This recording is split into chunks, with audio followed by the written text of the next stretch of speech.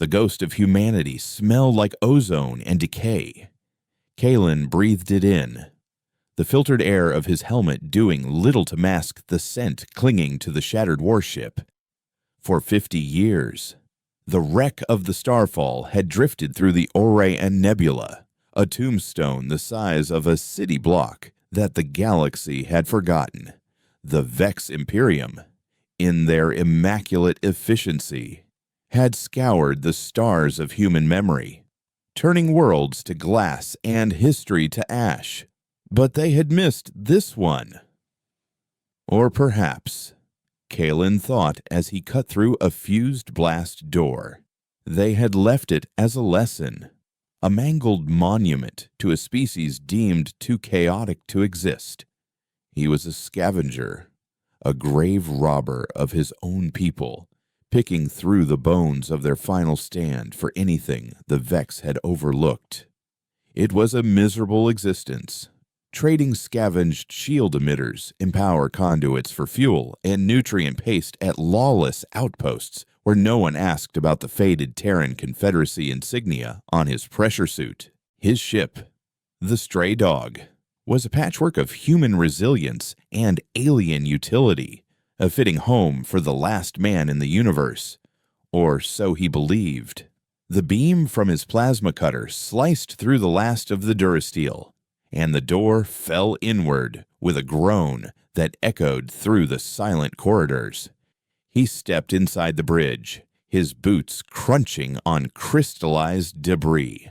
The view screen was a spiderweb of cracks, but through it, the nebula's violent purples and blues painted the scene in ethereal light.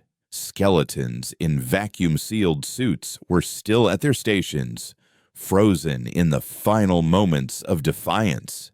Kalen felt the familiar pang of grief, a cold, hard knot in his gut that never truly went away. He was born after the Purge, raised in a hidden asteroid habitat by a handful of survivors who had died off one by one, leaving him alone with their stories, their anger, and their crushing sense of loss. He moved toward the captain's chair, a place of honor he felt unworthy to touch.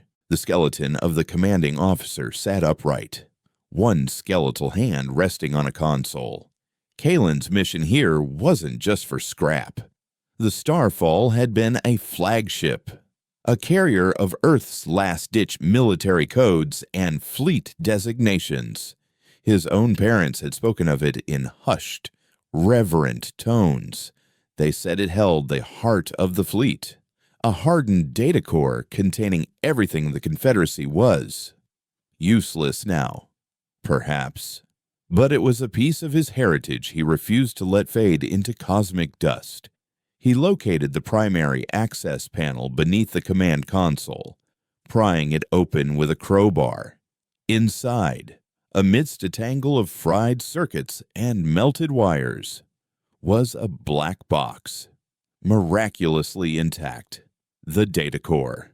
As his gauntleted fingers wrapped around it, a faint blue light pulsed from a secondary monitor nearby, a screen he had assumed was dead. Words flickered into existence, written in the old Terran standard alphabet. Kalen froze, his heart hammering against his ribs. It wasn't a system diagnostic or a distress call. It was a single, repeating phrase. Protocol Chimera is active. Cradle is waiting. We remember. Protocol Chimera. The words meant nothing to him. Cradle. Another mystery. But the last two words, we remember. That was a promise. A defiance. A statement that flew in the face of everything the Vex had done. He worked faster, his movements now driven by a desperate urgency. He uncoupled the data core and was about to slot it into his portable reader when another message flashed on the screen. This one a string of coordinates, followed by a Vex designation archive World 734. The Vex didn't name worlds, they numbered them, like specimens in a jar. An archive world was a place of legend, a fortress where the Vex stored the cultural and biological essence of the species they had pacified. They didn't just destroy their enemies, they curated them, keeping a perfect and sterile record of what they had erased. A final act of supreme arrogance. A sudden jolt rocked the starfall, and the ship's ancient frame screamed in protest. Red proximity alerts flashed on Kalen's helmet display. He scrambled back to the bridge's fractured view screen and looked out into the nebula. A Vex Curator-class vessel was emerging from the swirling gases, its design a thing of terrible beauty. Unlike the blocky, functional ships of humanity, the Vex vessel was all smooth, flowing lines of pearlescent white alloy, shaped like a blade or a thorn. It didn't bristle with weapons. Its power was subtle, integrated seamlessly into its elegant design. Delicate energy shields shimmered around it, refracting the nebula's light into a rainbow of colors. It was a predator disguised as a work of art. Kalen swore, his mind racing. They must have detected his energy signature when he activated the console. Scavengers avoided Vex patrols at all costs. A run-in was a death sentence. He had to get back to the stray dog. He turned and ran, the data core clutched in his hand, his footsteps echoing the frantic beat of his heart. The corridors of the starfall felt longer now, more treacherous.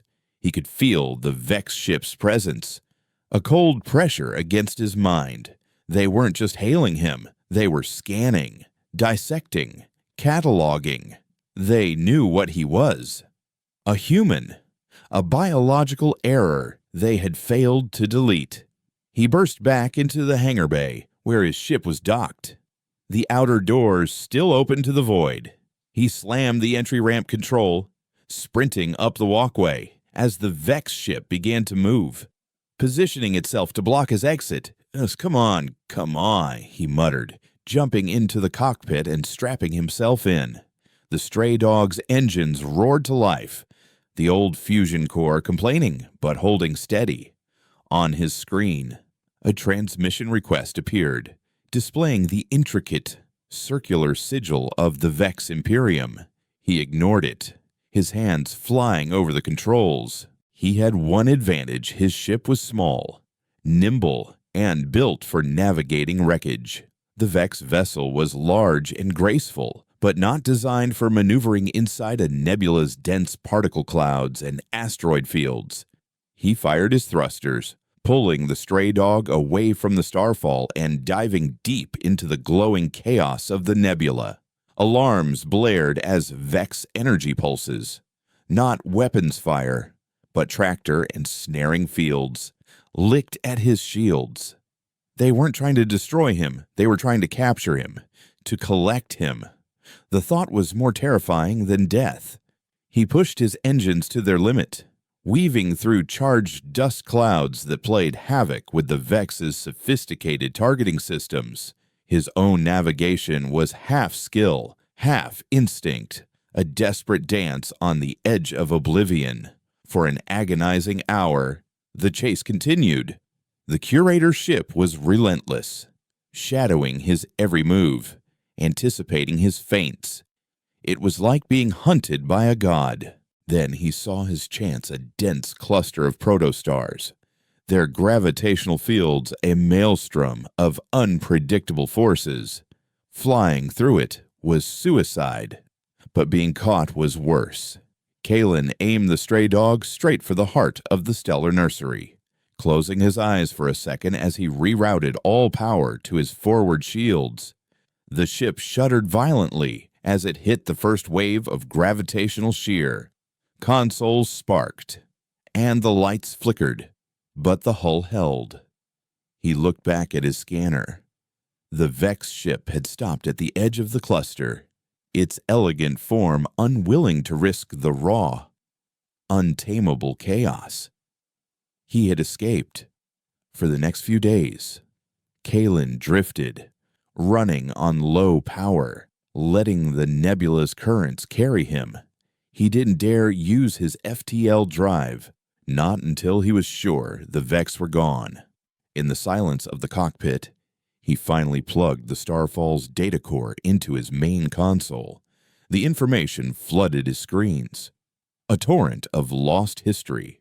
There were fleet schematics, battle logs, colony records, a digital ghost of a civilization, but he searched for the cryptic message he had seen on the bridge. Protocol Chimera.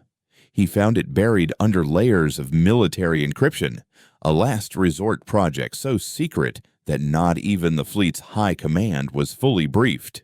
It wasn't a weapon or a super soldier program.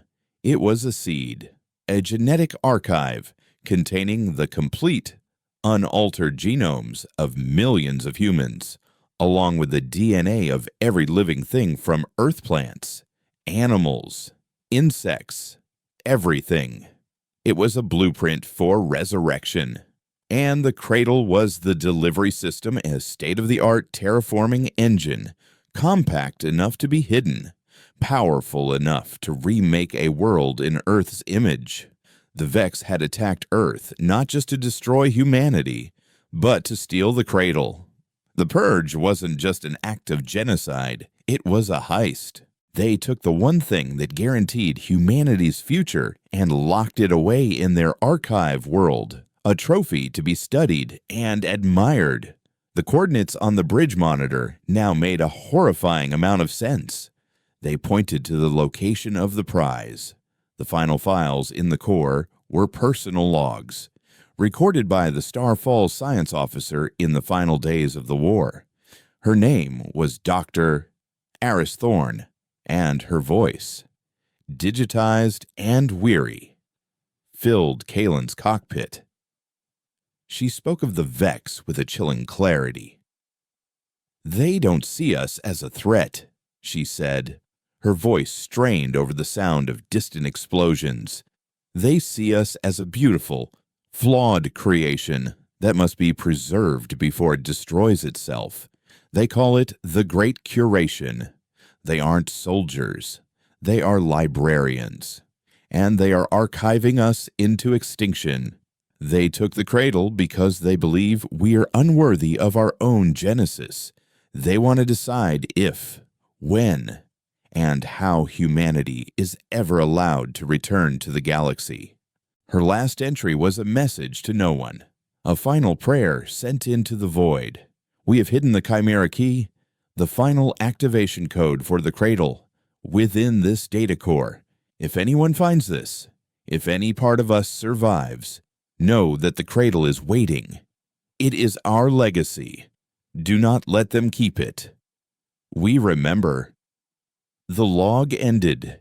Kalen sat in stunned silence, the weight of his discovery pressing down on him. For his entire life, he had been a scavenger, a survivor living off the scraps of a dead race. But this changed everything. He wasn't just the last of his kind, he was the keeper of their first. The anger that had simmered inside him for years began to boil. It wasn't just grief anymore, it was a cold, purposeful rage. The Vex hadn't just murdered his people, they had stolen their soul, their very right to exist, and put it on a shelf to gather dust. The message on the bridge, "We remember," wasn't just a phrase. It was an order on the Vex curatorship, the silent requiem. Archivist Xylos reviewed the sensor logs of the encounter. His form was tall and slender, his movements precise and economical. He stood on a bridge that was more like a gallery, filled with holographic art and floating data sculptures. The ship's interior was silent, the crew communicating through subtle shifts in the ambient light and psychic resonance. The appearance of a living human was a significant anomaly, a stain on an otherwise perfect record. The Purge of the Terrans had been considered a masterpiece of curation, efficient, thorough, and aesthetically complete. To find a loose thread after all this time was irritating. The subject's vessel signature is crude, Xylos resonated to his second-in-command, his thoughts cool and analytical. A primitive fusion drive, unbalanced shielding. It is clearly of Terran design, cobbled together with lesser species technology. His subordinate's light pattern shimmered in acknowledgement. Its escape into the stellar nursery was an act of desperation, not tactics. The subject is feral, a remnant left to fester in the dark. Xylos turned his attention to a holographic projection of the starfall. The derelict was scheduled for final reclamation next cycle. Our long-range sensors detected a minute power surge from its bridge just before the subject fled. He accessed the ship's logs. A flicker of concern, the Vex equivalent of a frown, passed through Xylos's consciousness. He may have found something. The Terran Confederacy was known for its layers of redundant data, like a weed that grows back no matter how many times you cut it. The second-in-command's light pulsed a question. What could he have possibly found of consequence? Great Archivist. The primary asset from their home world is secure. Xylos's thoughts grew colder. Their capacity for illogical hope was their most defining and most dangerous a trait. They encoded their very identity into everything they built. He did not just stumble upon a wreck. He was looking for something. Send a report to the curatorium. Inform them a biological artifact has been observed. I will retrieve it personally. A single human is not a threat, but the idea of one is a contagion that cannot be allowed to spread. Kalen knew going to an archive world was a fool's errand. They were the most heavily guarded installations in the Vex Imperium, but the thought of leaving the cradle in their hands, a monument to their victory, was unbearable. It was like they had stolen the Garden of Eden and put it in a museum. He spent a week modifying the stray dog, pushing its systems beyond their limits. He stripped non-essential plating to increase speed, overclocked the reactor until it hummed with barely contained energy, and jury-rigged a sensor ghosting system using scavenged Vex tech, a risky move that could either make him invisible or act as a giant homing beacon. As he worked, Doctor, Thorne's voice echoed in his head. We remember. It was no longer a plea. It was a challenge. He was the last memory of a forgotten people, and he would not go quietly into the night. He plotted the course to Archive World 734. The journey would take him through Vex-controlled space, past patrols and listening posts. The odds of survival were close to zero, but as he initiated the FTL jump, the stars streaking into lines of brilliant light, he felt a sense of purpose he had never known. He was no longer a scavenger picking through the past. He was a thief on his way to steal the future. He was going to rob the Vex of their perfect ending and give his people a new beginning, or die trying to burn their library to the ground. Navigating Vex territory was like sailing through a spider's web. The FTL jumps had to be short and precise, aimed at gravitational dead zones where the stray dog's energy signature would be momentarily masked by a rogue asteroid or the dying breath of a collapsed star. Kalen felt the strain in every bone. For 2 weeks. Sleep was a luxury, snatched in 20-minute intervals while the ship's computer ran scans for Vex listening posts, their sensor nets stretching invisibly between systems. More than once, he had to drop out of warp prematurely, the ship groaning in protest because a patrol had deviated from its predicted route. The Vex were orderly, but they were not stupid. Their patrols were mathematically perfect, designed to cover the maximum amount of space with the minimum number of ships, but they were also programmed with random variables to catch anyone trying to game the system. Kalen survived on pure unadulterated instinct, the feral intuition that archivist Xylos had so coldly identified. He felt their presence as a pressure change in the void, a cold spot in the starfield. This was his ancestors' space, the territory of the Terran Confederacy, now sterilized and patrolled by their elegant murderers. Every jump was an act of trespass, every system a graveyard. The data core from the Starfall was his Bible and his burden. It contained the schematics for the cradle, its energy requirements, and the Chimera activation key. But its tactical information was 50 years out of date. Flying to Archive World 734 blind was not just suicide, it was a betrayal of the mission. He needed to know what he was flying into. He needed a map of the Vex's modern security protocols, their shield frequencies, their patrol routes around the Archive World itself. Information that fresh, that dangerous, could only be found in one kind of place. He set a course for a place called the Shroud, a lawless, deep space station built into the hollowed-out husk of a Leviathan-class freighter from a long-dead civilization. It was a nexus of smugglers, pirates, and information brokers. A chaotic ecosystem that thrived in the shadow of the Vex Imperium. Too insignificant for the Vex to cleanse and too useful for the local criminal elements to abandon. It was a cesspool, but it was a cesspool with connections. Dropping out of FTL at the edge of the Shroud system, Kalen was greeted by a debris field of dead ships, a stark warning to anyone who crossed the station's unseen masters. He transmitted the standard entry codes for a freelance scavenger, his transponder identifying the Stray Dog as a generic transport vessel with a faulty power core. It was a weak disguise, but the Shroud's traffic control was notoriously lax.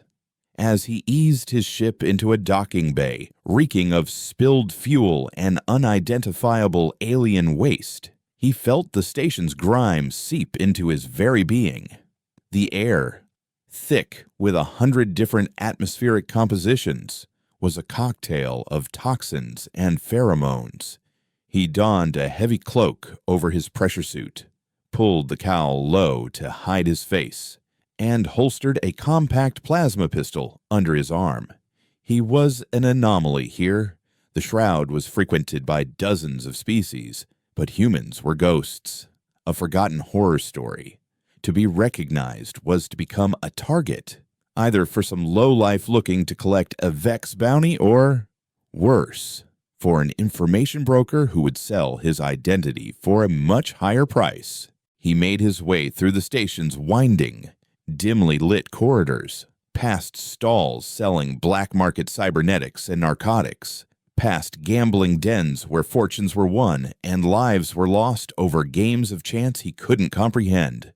He was looking for a specific broker, one his parents had mentioned in their logs, a being known only as Fret. Fret was said to be ancient, a survivor of multiple Vex curations who had made a living selling the secrets of the Imperium to those foolish enough to buy them. Fret's office was in the station's deepest, most forgotten level, an area known as the Sump. The air grew thicker, heavier, tasting of rust and decay. Kalen found the entrance marked by a simple, faded symbol of a broken circle. He stepped through, into a chamber filled with humming data stacks and holographic displays showing shifting lines of code. In the center of the room sat Fret. The broker was not what he had expected. It was a sessile, crystalline entity, its body a cluster of dull, gray shards that seemed to absorb the light. It communicated through a vocoder, its voice a dry, rasping sound like stones grinding together. The ghost walks, Fret rasped, without turning. Its crystalline facets shimmered, catching Kalen's reflection. I have not smelled your species' particular brand of desperate hope in a very long time. You are either very brave or very foolish. State your purpose. Kalen kept his hand near his pistol. I need information, schematics, security layouts, patrol schedules. For a Vex installation, Fret's vocoder emitted a low chuckle. A common request, easily fulfilled for the right price. Name the target. Kalen hesitated, the designation feeling like a curse on his tongue. Archive World 734. The humming in the room stopped. The holographic displays froze. The silence that followed was absolute, a dead void that felt more threatening than any noise. Fret slowly rotated its crystalline body to face him. You are not a fool. It rasped, its voice now devoid of any amusement. You are an extinction event waiting to happen. No one asks for 734. The ones who do are erased. The ones who think about it are erased. The data itself is a poison. I know what's there, Kalen said, his voice steady despite the cold dread coiling in his stomach. And I'm going to take it back. Fret seemed to study him for a long moment. The Vex do not keep trophies. They keep warnings. That world is the ultimate warning. What could they possibly have that is worth your life? Ghost. The future. Kalen replied simply. The broker was silent again. Then the humming of the data stacks slowly resumed. The price for such information is not something you can pay. It is not currency. It is a barter of equal value, a secret for a secret. The location of Archive World 734 is known, but its defenses are a mystery. You must possess something of immense value to the Vex for them to have hidden it so completely. Kalen knew he was taking a terrible risk, but he had no other choice. He pulled a data chip from his pocket. I have the activation key for what they're guarding. Protocol Chimera. A ripple of light passed through Fret's crystalline form, a flicker of what might have been shock. The cradle. It whispered, the name sounding like a forgotten myth. So the stories were true. They did not just break your people. They stole your genesis. Give me the schematics, and I'll give you a copy of the key's encryption signature, Kalen offered. It won't unlock the cradle, but it will prove to any potential buyer that you know where the real key is. That knowledge is a fortune in itself. Fret considered this, its crystalline facets clicking softly. A dangerous proposition. To possess such a signature is to paint a target on oneself for the rest of eternity. But the audacity. It is appealing. Very well, Ghost, you shall have your map. For the next hour, Fret's chamber became a whirlwind of data. The broker pulled information from hidden Vex networks, from encrypted spy reports, from the dying whispers of ships that had strayed too close to 734. A holographic image of the archive world materialized in the center of the room. It wasn't a planet in the traditional sense.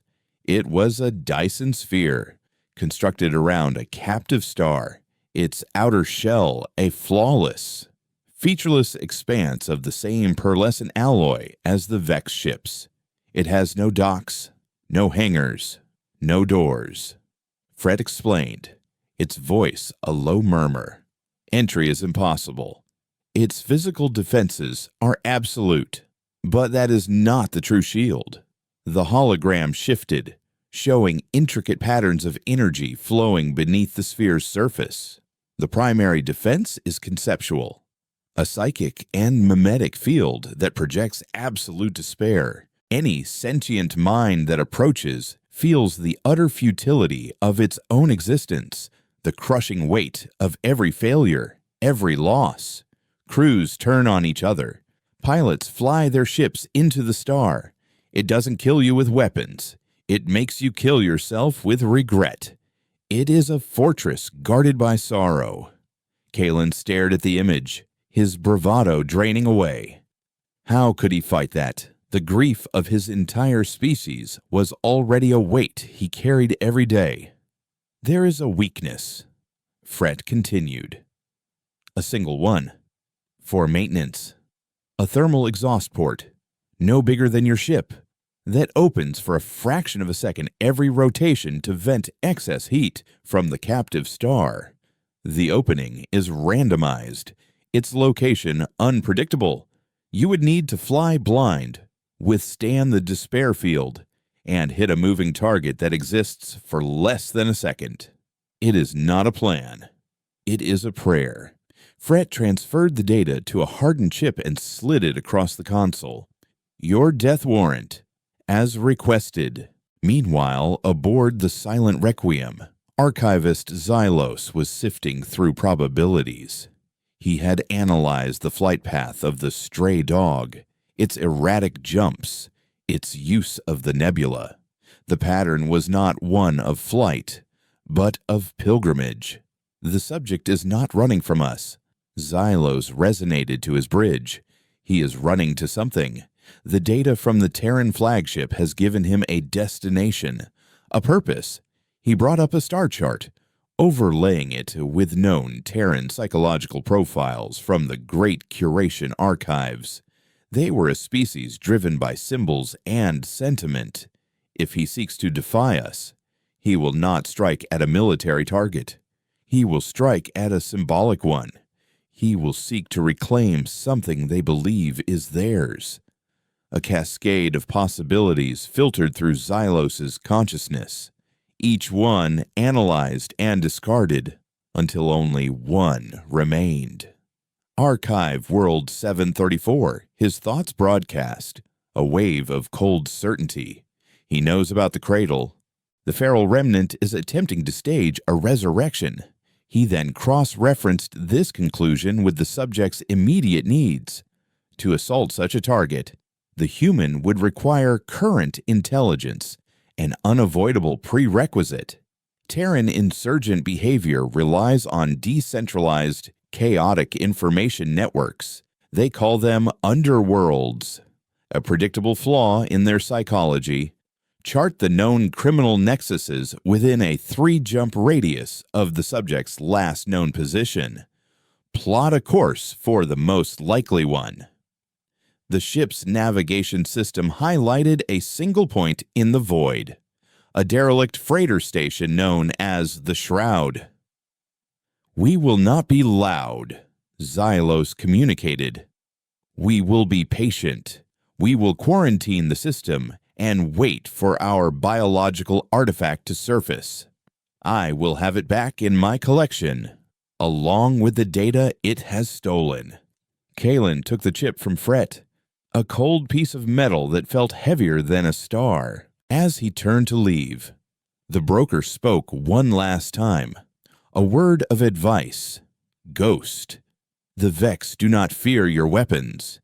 They do not fear your anger. They fear your story. That is what they came to erase. If you are to face them, do not fight like a soldier. Fight like a memory. Be the one thing they cannot archive. Kalen nodded, the words settling deep in his soul. He walked back through the sump, the station's chaos and noise seeming distant now. He was alone again. But Fret's words had given him a new perspective. He was not just a pilot or a thief. He was a story. The last chapter of a book the Vex had tried to burn. As he reached the docking bay, a station-wide alert klaxon began to blare, its sound muffled and distorted. A Vex warship had been detected at the edge of the system. A quarantine was being put in place. Kalen broke into a run, his heart pounding. It couldn't be a coincidence. They had tracked him here. He sprinted up the ramp of the stray dog, the data chip clutched in his hand. He fired up the engines, not caring about protocol, and blasted out of the docking bay, scraping the side of the hull against the exit port. In the space beyond the station, he saw it. The elegant, blade-like form of a curator-class vessel, shimmering in the starlight. The silent requiem. It wasn't just a patrol. It was Xylo's. The hunt was personal. He didn't have time for a calculated FTL jump.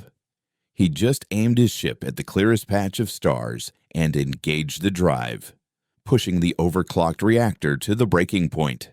The ship screamed as it tore a hole in space-time, escaping just as the Vex quarantine field snapped shut.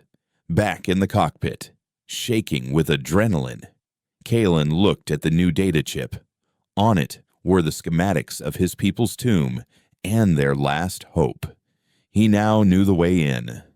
But he also knew, with chilling certainty, that the Vex were no longer just hunting him. They were waiting for him. The jump was brutal. Kalen had thrown the stray dog into FTL with no navigation lock, a raw, uncontrolled tear in the fabric of space. The ship bucked and groaned, its inertial dampeners screaming under the strain as it was spat out into normal space light years from the shroud, tumbling end over end. Red warnings flashed across every console. The reactor was critical. The hull was fractured, and the comm system was a blizzard of static. For a few terrifying moments, he fought the controls, wrestling the ship back from a death spiral. He managed to stabilize it, the engine sputtering and dying as he cut power. He was adrift, alone in a silent, uncharted system with a dying ship and the galaxy's most sophisticated predator on his tail. He spent the next 3 days in a state of controlled panic, working outside the hull in his pressure suit, patching the microfractures with sealant and rerouting power conduits by hand. The silence of the void was absolute, broken only by the sound of his own breathing and the faint, metallic creak of the damaged hull. It was during this enforced isolation that the despair field Fret had described began to feel less like a distant threat and more like a present reality. The grief he had carried his whole life felt heavier now, more acute. He saw the faces of his parents, their hopeful smiles as they taught him to read the old Terran stories. He remembered their fading voices as the sickness that plagued their hidden habitat took them, leaving him truly alone. The mission felt impossible, a fool's crusade born of anger and sorrow. He was one man in a broken ship, trying to undo a genocide. It was insane. He found himself staring at the data core from the starfall, at the blinking cursor of Dr. Eris Thorne's final log entry. We remember. The words had been a call to arms, but now they felt like a curse. What was the point of remembering if it only brought pain? He was tempted to open the airlock and let it all go, to surrender to the cold peace of the void. It was on the third day, as he was recalibrating the navigation sensors, that he found it. A faint, repeating signal, almost lost in the background radiation of the system. It wasn't Vex. It was old. A Terran Confederacy emergency beacon, broadcasting on a channel that hadn't been used in 50 years. His heart leaped. It was impossible. He traced the signal to a small, barren moon orbiting a gas giant in the system's outer rim. Hope, a feeling he hadn't truly felt in years, warred with his ingrained caution. It could be a Vex trap, a lure to draw him out. But the signal was too old, too degraded. The Vex were elegant and precise. They didn't do degraded. He fired up the stray dog's engines, which coughed to life with a reluctant shudder, and set a course for the moon. As he approached, his sensors picked up the wreckage of a small ship, half buried in the gray dust of the lunar surface. It was a human design, a long-range scout vessel. The beacon was coming from inside. He landed the stray dog a safe distance away and walked across the silent, pockmarked landscape, his boots kicking up clouds of ancient dust. The scout ship was a relic, its hull pitted by micrometeoroids. He found the airlock and forced it open with a pry bar, the screech of metal echoing in the silence. Inside, the ship was a tomb. The air was stale, the life support long dead. Skeletons in faded uniforms lay where they had fallen. But the beacon was still active, drawing power from the ship's last dying energy cells. And next to the beacon, on the main console, was a single, handwritten logbook. Kalen opened it, his gauntleted fingers clumsy on the brittle pages. The entries were written in a clear, steady hand. It was the personal journal of the scout ship's captain, a woman named Ilara Vance. Her mission, and undertaken in the final, desperate weeks of the war, was to find a new homeworld, a secret refuge where a handful of civilians could hide from the Vex. She and her crew had failed. They had found this system, but their ship had been too damaged to leave. Their communications destroyed. They had lived out the rest of their short lives on this barren rock, dying one by one from radiation and starvation. But the log was not a record of despair. It was a testament to resilience. Captain Vance wrote of their attempts to grow food in the sterile lunar soil, of the stories they told to keep their spirits up, of the star charts they drew on the walls of the ship, mapping a galaxy they would never see again. Her final entry was addressed to the void. "We are the last," she wrote, "but we will not die in silence. This beacon will be our final word. It will say, 'We were here,' or 'We loved, we dreamed, and we fought.' Let the stars remember that." Kalen closed the logbook, a profound sense of shame washing over him. He had been ready to give up, to drown in his own sorrow. But this crew, this captain, had faced the end with a quiet, unyielding dignity. They had died, but they had not been defeated. Their story, preserved in ink on paper, was a weapon against the despair the Vex wielded so expertly. Fret's words came back to him. Fight like a memory. He finally understood. The Vex couldn't erase a story they didn't know was being told. He took the logbook with him, a sacred text. He was no longer just fighting for a genetic blueprint. He was fighting for Captain Vance and her crew, for every forgotten soul the Vex had tried to silence. His grief was still there, a cold, hard stone in his chest, but it was no longer a weight. It was a whetstone, and it was sharpening his rage into a fine, sharp point. With renewed purpose, Kalen completed his repairs. He now had the schematics for Archive World 734, but he also had a new weapon, the story of the lost scout ship. He integrated Captain Vance's log into the Starfall's data core, weaving her words into the fabric of the Chimera protocol. He didn't know how, but he knew he had to bring her story with him. It was a part of the memory he was going to reclaim. The final jump to Archive World 734 was different. He was no longer just a pilot. He was a courier, carrying the last words of the dead. As the stray dog dropped out of FTL, the Dyson sphere filled his view screen. It was exactly as Fret had described, a perfect, pearlescent shell, beautiful and terrible.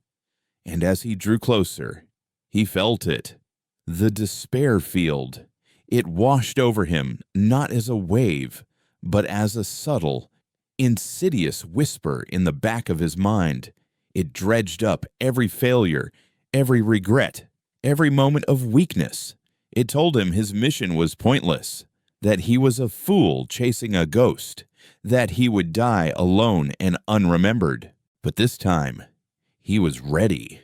He opened the channel to the data core, not to the schematics, but to the logs. He let Dr.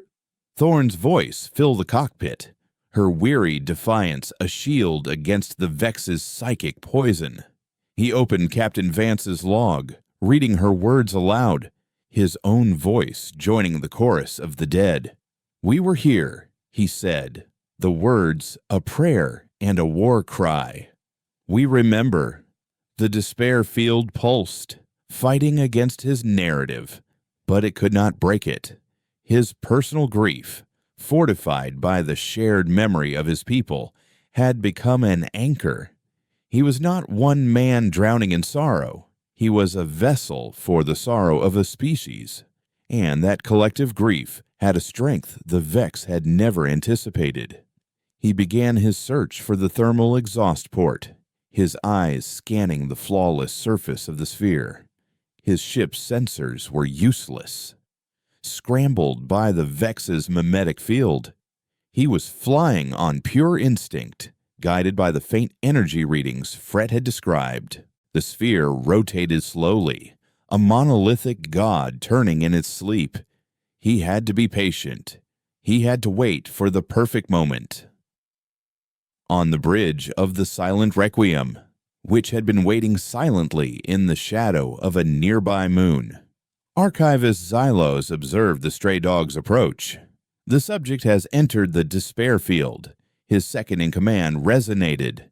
His biological signs indicate extreme psychological distress. Yet his course remains steady. He is resisting. Xylos's thoughts were a cold, sharp line of inquiry. How the field's efficacy on the Terran psyche is rated at 99.7%. What is he using as a buffer? He focused his ship's long-range sensors, not on the ship itself, but on the energy patterns emanating from its cockpit. He detected a complex data stream, a chaotic mix of audio logs, text files, and biosignatures. It was a narrative. He has weaponized his own history. Xylos resonated, a flicker of something akin to surprise rippling through his consciousness. He is using the memories of his dead as a shield. Crude, sentimental, but effective. This was a new development. The Vex had archived Terran history, but they had done so clinically, stripping it of its emotional context. They had collected the facts but had discarded the story. They had preserved the body but had not understood the soul. The feral remnant is more resourceful than our archives suggested, Xylos concluded. It seems the curation of this species is not yet complete. Prepare a collection team. We will allow him to find the entrance. Let his hope guide him to the door. And when he opens it, we will be waiting on the other side to add him and his quaint little stories to our collection. Kalen saw it. A flicker of light, a momentary seam in the sphere's perfect surface. The exhaust port. It was on the sphere's dark side, a pinpoint of heat in the cold expanse. It would be open for less than a second. He had one shot. He pushed the stray dog's engines to the absolute limit, the ship accelerating with a bone-jarring shudder. The despair field intensified, screaming in his mind that he would fail, that he was too slow, that he was nothing. He grit his teeth, the faces of Captain Vance and Dr. Thorne burning in his mind's eye. For Earth, he whispered, and fired his maneuvering thrusters. The ship pirouetted in the void, a perfect, desperate spin that aligned him with the port. He hit the accelerator, and the stray dog shot forward like a bullet aimed at the heart of a god. He didn't know if he had made it. The ship was through, plunged into a tunnel of blinding light and searing heat, the hull screaming as it was superheated. Then, just as suddenly, he was through, into the vast, open space inside the Dyson sphere. He had done it. He was inside. The interior of the archive world was a breathtaking, horrifying sight. The captive star burned at its center, a sun held in a cage of shimmering energy, and orbiting the star, in perfect, concentric rings, were the archives. Countless crystalline structures, each one containing the essence of a species the Vex had pacified. It was a library of ghosts, a museum of stolen souls, and there, in a place of honor, in a high orbit close to the sun, was a sphere of green and blue, a perfect, living replica of a world, Earth, or rather, the Vex's idea of it.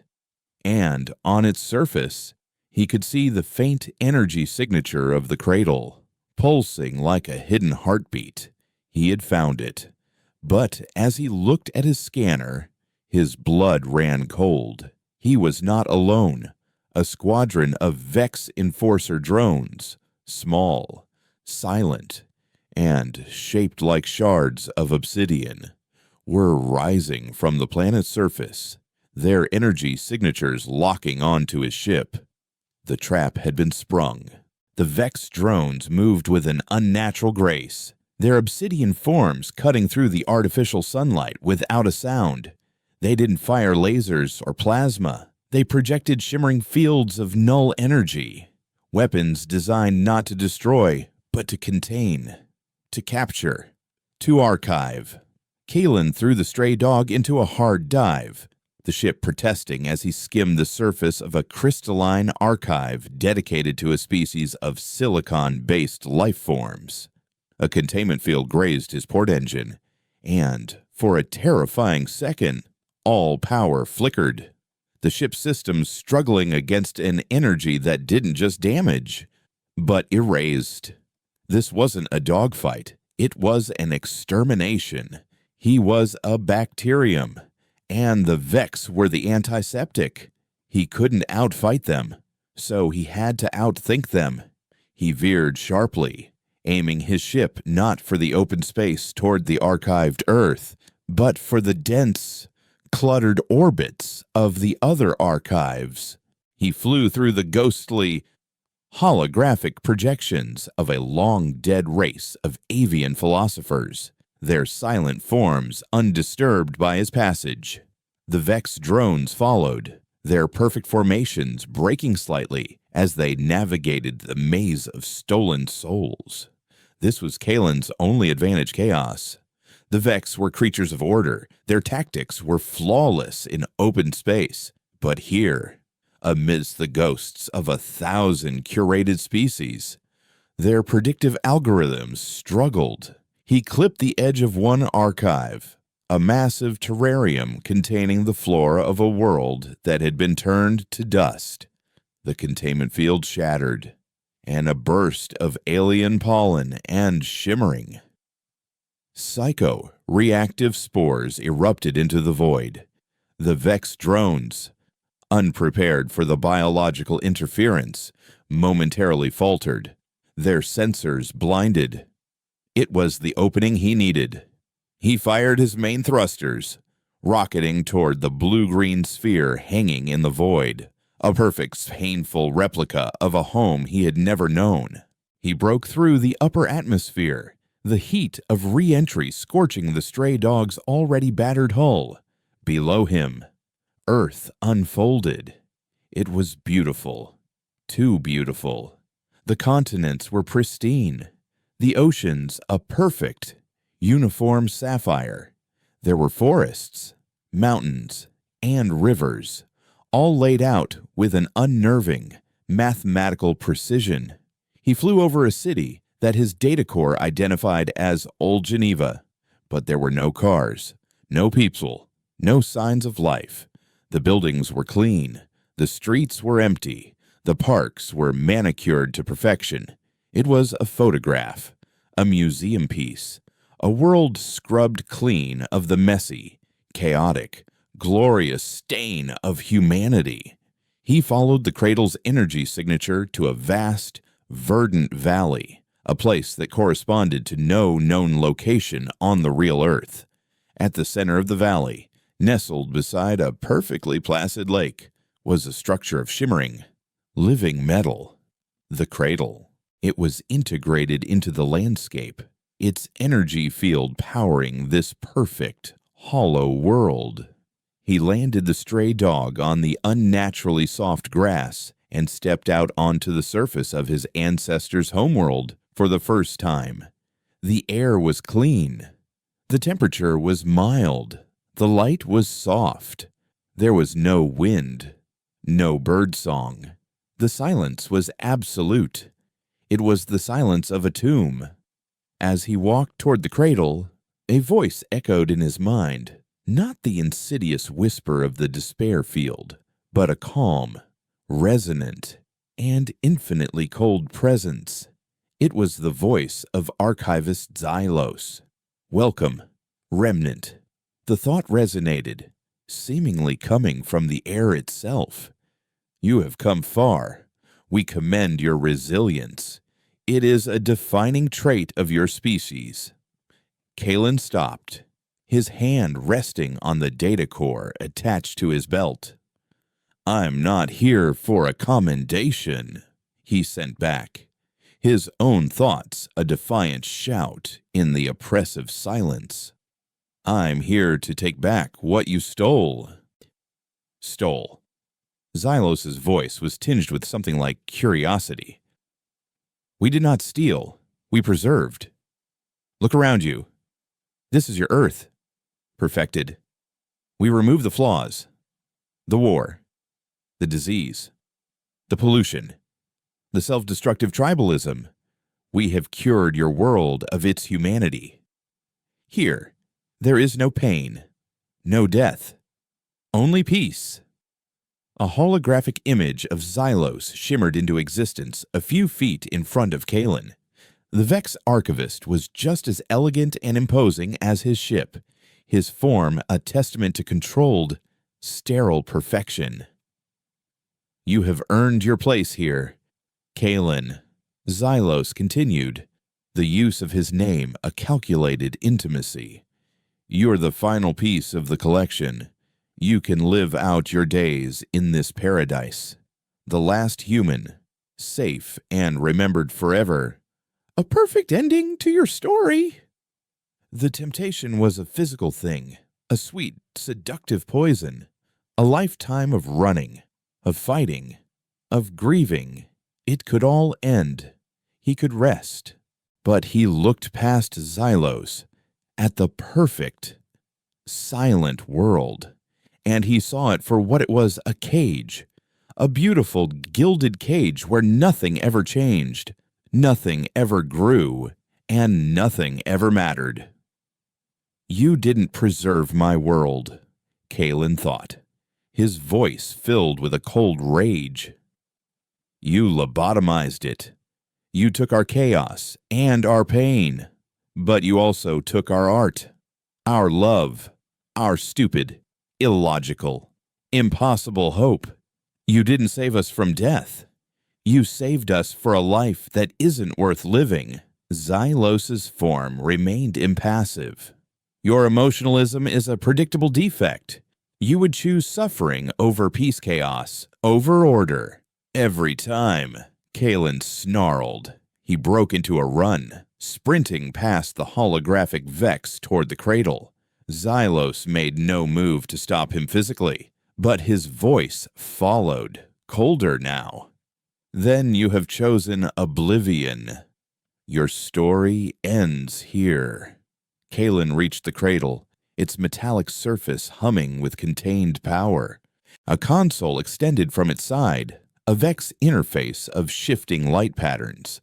But there was also a secondary port, a deep scan data interface, likely used by the Vex to study their prize. It was his only way in. He slammed the Starfall's data core into the port. "What are you doing?" Xylos's voice was sharp, the first hint of alarm breaking through his composure. "I'm fighting like a memory," Kalen grunted, his fingers flying across his own portable interface, forcing the two systems to connect. I'm reminding this world what it used to be. He didn't just upload the Chimera activation key. He uploaded everything. The battle logs from the Starfall, Dr. Thorne's weary, defiant voice, the schematic of the Vex ship that had hunted him. He uploaded the story of Captain Ilara Vance and her crew, their final words written in a dying ship on a barren moon. He uploaded his own life, the grief, the anger, the loneliness. He poured the messy, contradictory, painful story of humanity's survival into the heart of the Vex's perfect, sterile machine. The effect was instantaneous and violent. The cradle shuddered, and a wave of raw data, of pure, uncurated truth, pulsed outward. The perfectly placid lake began to churn. The windless air began to howl. The sky, once a flawless blue, began to fill with storm clouds. On the horizon, the pristine image of Geneva flickered, and for a second, it was replaced by a vision of the real city chaotic, alive, filled with the ghosts of traffic and conversation and life. The Vex's perfect simulation was being corrupted by reality. "Cease this at once," Xylos commanded, his holographic form beginning to glitch and distort. "You are destabilizing the archive. You will destroy everything. You built a library of bones." "Xylos," Kalen yelled over the rising storm. "It's time to let the ghosts speak." He initiated the final command protocol Chimera, the activation key. Now wrapped in the context of 1,000 human stories, bypassed the Vex's control systems. Deep within the cradle, the terraforming engine began to recalibrate, no longer bound by the Vex's parameters of perfection. The genetic archive, the blueprint of every living thing from Earth, began to unspool. But it wasn't just activating. It was integrating the new data, the stories of survival and defiance. It wasn't just going to remake Earth as it was. It was going to remake it as it had become scarred, angry, and unbreakable. The ground beneath Kalen's feet trembled. The cradle began to glow, its light no longer the calm, white light of the Vex, but a fierce, burning gold. The archived Earth was fighting back, the memory of what it was warring with the Vex's sterile vision. Xylos's hologram vanished. His final thought, a wave of cold fury. "You have unleashed a plague, remnant, a plague of memory. It will consume you all." Kalen fell to his knees, exhausted, as the storm raged around him. He had done it. He had planted the seed. But as he looked up at the glitching, tearing sky, he knew this was not the end. The Vex would not let their most prized possession be corrupted without a fight. The Enforcer drones had been a welcome party. The real security was on its way. From the captive sun at the center of the Dyson sphere, a new wave of energy signatures began to emerge. These were not small drones. They were massive. Vex Wardens, guardians of the primary archives, beings of pure energy and implacable will. He had not just woken the cradle. He had sounded the alarm in the heart of the Vex's most sacred place. He had started a war for the soul of his species, and the battle was just beginning. He looked at the glowing, struggling cradle, and for the first time, a genuine smile touched his lips. It was a grim, tired smile, but it was real. The Vex had offered him a perfect ending. He had chosen an uncertain beginning. The Vex Wardens descended like fallen gods, their forms coalescing from the raw light of the captive sun. They were titanic, humanoid figures made of shimmering, golden energy, their faces blank and featureless. yet radiating an aura of absolute authority. They were not machines. They were concepts, the living immune system of the archive. And Kalen had just triggered a full-blown infection. The sky above the corrupted Earth simulation tore open, and the artificial sunlight was blotted out by their immense forms. The storm that Kalen had unleashed faltered in their presence, the wind dying to a whisper, the churning lake freezing into a perfect, glassy surface. The wardens were imposing order through sheer, overwhelming will. Kalen watched them come, his hand on his plasma pistol, a useless gesture against beings of pure energy. He had won the battle for the cradle, but the war for the archive was about to be lost. He had no escape, no weapon, no plan. He had only a story, and he was afraid it wasn't enough.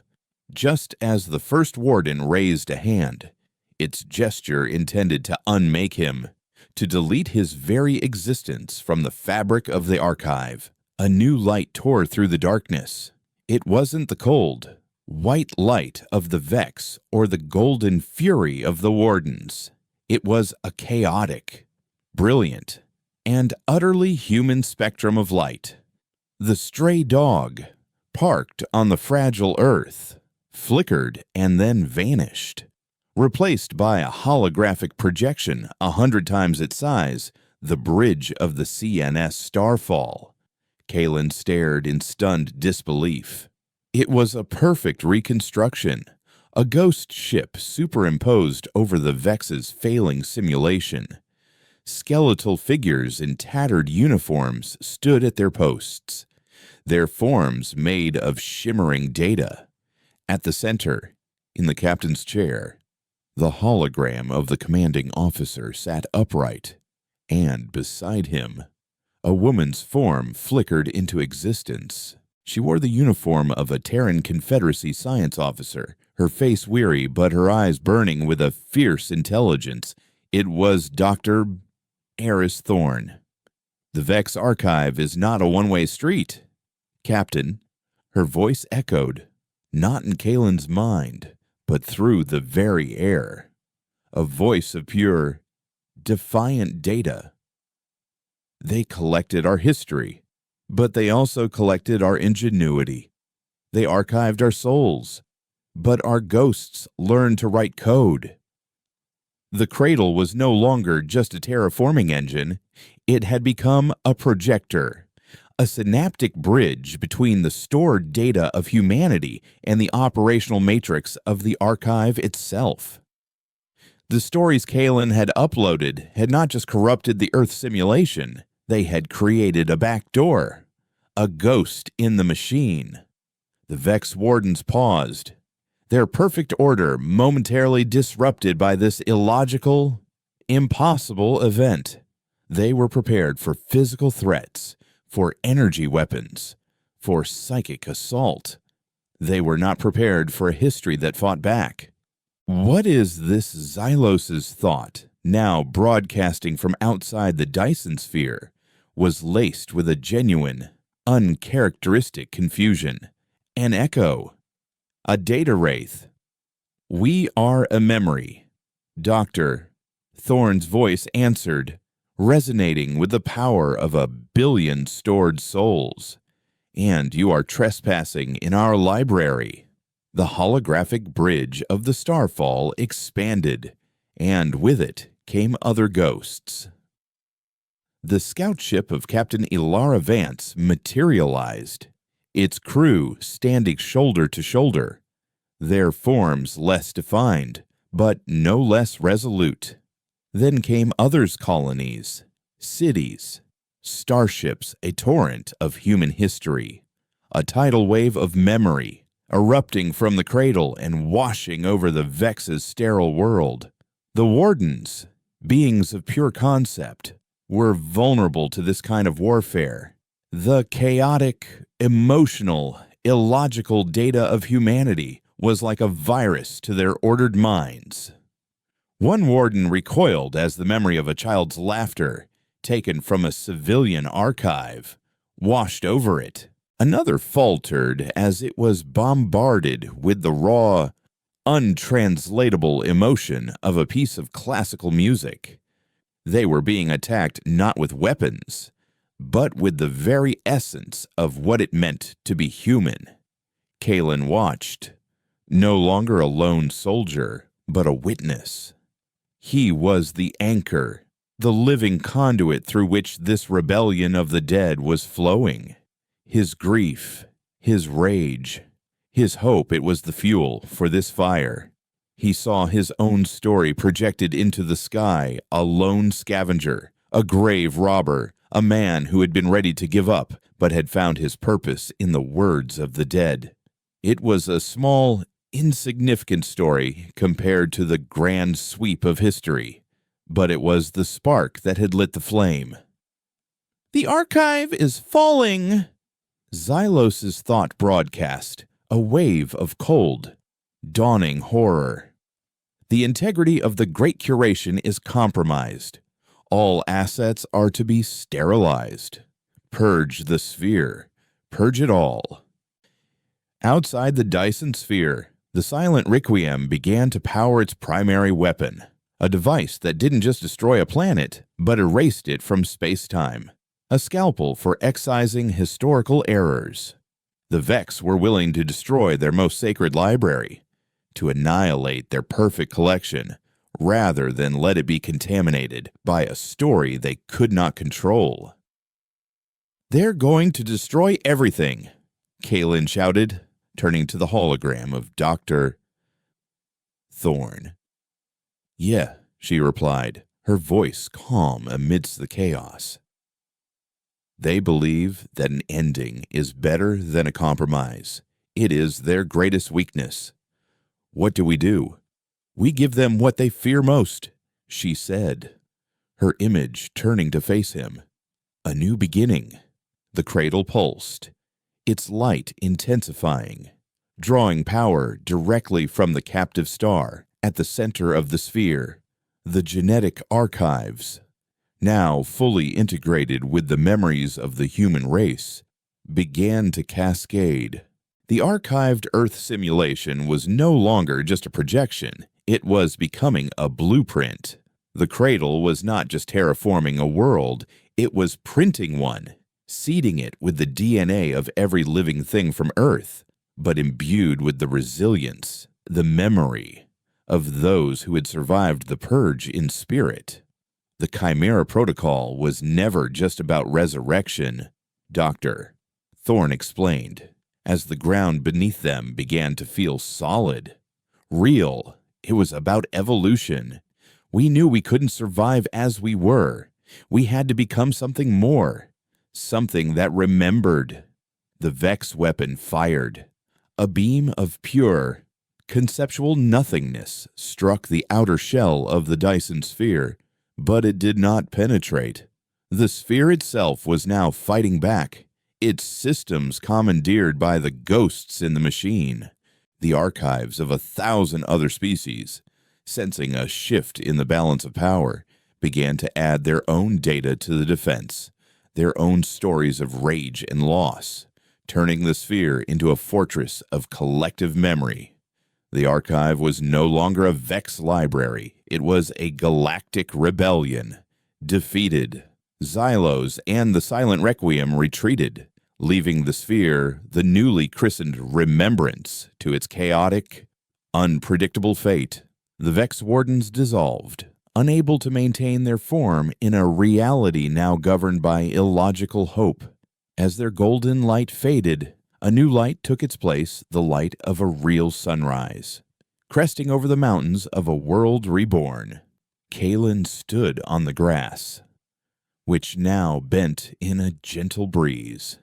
He could hear the distant call of a bird, the buzz of an insect. He looked down at his hands, no longer feeling like a ghost, but like a man standing on solid ground. The holographic figures of Dr. Thorne and the others began to fade, their work done. The story is yours now. Kalen. Dr. Thorn's voice whispered, a final, fading echo. Make it a good one. He was alone again, but not lonely. He was the first man on a new Earth, a world born from the ashes of the old, a world that remembered its own scars. He didn't know what would grow here, what kind of humanity would rise from the seeds of memory and grief. He only knew that it would be a story the Vex could never archive. He looked up at the sky, at the captive star that was now his sun, and then out at the vast, silent library of worlds surrounding his own.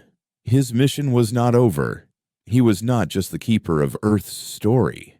He was now the librarian for a galaxy of ghosts, and he had a lot of introductions to make.